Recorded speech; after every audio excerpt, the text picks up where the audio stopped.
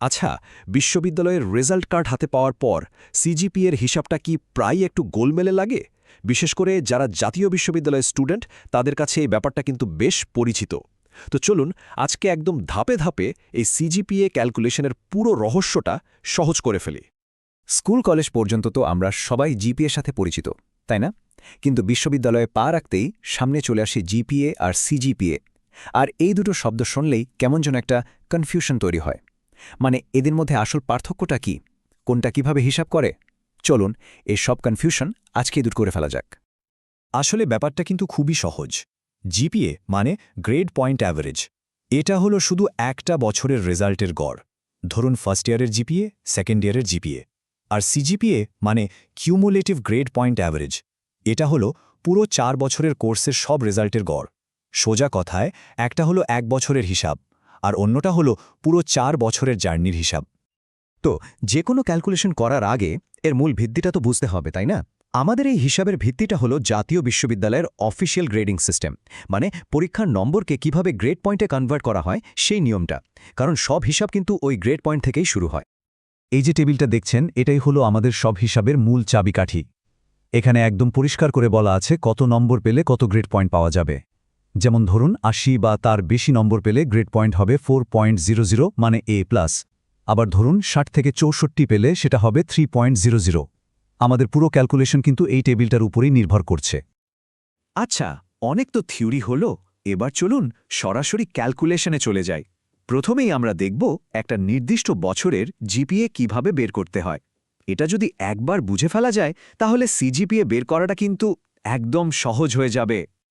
GPA বের করার ফর্মুলার প্রথম কাজটাই হলো মোট অর্জিত পয়েন্ট বা টোটাল অ্যাকোয়ার্ড পয়েন্টস বের করা। এখন প্রশ্ন হলো এটা কিভাবে বের করব? নিয়মটা হলো প্রত্যেকটা সাবজেক্টে যে গ্রেড পয়েন্ট পাওয়া গেছে সেটাকে ওই সাবজেক্টের ক্রেডিট দিয়ে গুণ করতে হবে। তারপর সব সাবজেক্টের এই গুণফলগুলো একসাথে যোগ করলেই ব্যাস পেয়ে গেলাম আমাদের মোট অর্জিত পয়েন্ট। চলুন একটা উদাহরণ দিয়ে ব্যাপারটা আরও পরিষ্কার করা যাক। ধরুন একজন স্টুডেন্ট 6টা সাবজেক্টে এ গ্রেডগুলো পেয়েছে। এখানে প্রত্যেকটা বিষয়ের গ্রেড পয়েন্টকে তার ক্রেডিট মানে 4 দিয়ে গুণ করে আলাদা আলাদা পয়েন্ট বের করা হয়েছে। যেমন যেটাতে A+ পেয়েছে সেটার পয়েন্ট হচ্ছে 4.00 গুণ 4 মানে 16.00 পয়েন্ট। তো আগের ধাপে আমরা প্রত্যেকটা সাবজেক্টের জন্য আলাদা আলাদা পয়েন্ট বের করলাম, তাই না? এখন আর কিছুই না, জাস্ট ওই সব পয়েন্টগুলোকে একসাথে যোগ করে ফেলতে হবে। আমাদের এই উদাহরণে সবগুলো পয়েন্ট যোগ করার পর মোট অর্জিত পয়েন্ট দাঁড়াচ্ছে 83। ফর্মুলার দ্বিতীয় অংশটা হলো মোট অর্জিত ক্রেডিট বের করা। এটা কিন্তু আরও সহজ। 1 বছরে পাশ করার সব সাবজেক্টের ক্রেডিটগুলো শুধু যোগ করে দিলেই হবে। আমাদের এই উদাহরণে 6টা বিষয়ের প্রত্যেকটার ক্রেডিট 4 করে, তাহলে মোট ক্রেডিট কত হলো? ঠিক ধরেছেন, 24। তাহলে মূল ফর্মুলাটা কি দাঁড়ালো? 1 বছরের জিপিএ বের করতে হলে ওই বছরের মোট অর্জিত পয়েন্টকে মোট অর্জিত ক্রেডিট দিয়ে ভাগ করতে হবে। একদমই সহজ একটা সূত্র, তাই না? এবার তাহলে আমাদের উদাহরণ থেকে যে সংখ্যাগুলো পেলাম সেগুলো ফর্মুলায় বসিয়ে দিই। মোট পয়েন্ট ছিল 83 আর মোট ক্রেডিট ছিল 24। তো 83কে 24 দিয়ে ভাগ করলে রেজাল্ট আসছে 3.45। আর এই 3.45ই হলো আমাদের উদাহরণের ওই স্টুডেন্টের সেই বছরের ফাইনাল জিপিএ। দেখলেন তো, পুরো প্রক্রিয়াটা জানা থাকলে হিসাবটা আসলে কত সহজ। 1 বছরের জিপিএ তো বের করা শিখে গেলাম। এবার তাহলে আসল জায়গায় আসা যাক, মানে পুরো কোর্সের সিজিপিএ কিভাবে বের করতে হয় সেটা দেখা যাক। প্রক্রিয়াটা কিন্তু প্রায় একই, শুধু স্কেলটা একটু বড়। সিজিপিএ বের করার জন্য প্রথম কাজ হলো প্রত্যেক বছরের মোট অর্জিত পয়েন্টগুলোকে একসাথে করা। আমরা একটু আগে যেভাবে 1 বছরের পয়েন্ট বের করলাম ঠিক একই প্রসেসে 4 বছরের পয়েন্টগুলো বের করে এখানে একসাথে করতে হবে। তো ধরা যাক একজন স্টুডেন্ট 4 বছরে যথাক্রমে 83, 85, 81 আর 79 পয়েন্ট অর্জন করেছে। এখন এই সবগুলোকে একসাথে যোগ করলে আমরা পাচ্ছি 328। এটাই হলো তার পুরো কোর্সের মোট অর্জিত পয়েন্ট।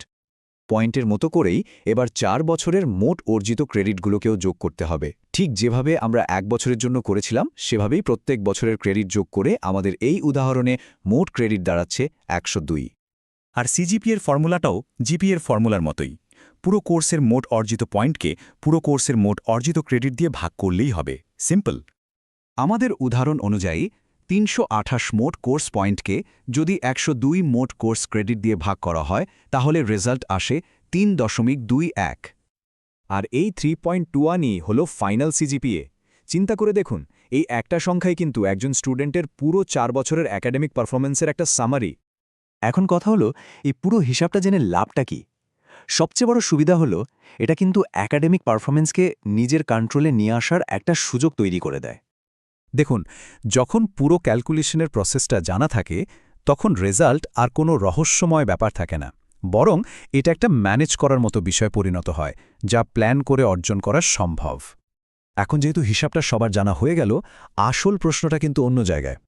এই জ্ঞানকে কাজে লাগিয়ে কিভাবে নিজেদের একাডেমিক গোলগুলো নতুন করে প্ল্যান করা যায়, কোন সাবজেক্টে একটু বেশি ফোকাস করলে সিজিপিএ আরও ভালো হতে পারে, এই উত্তরটা কিন্তু এখন সবার নিজের হাতেই।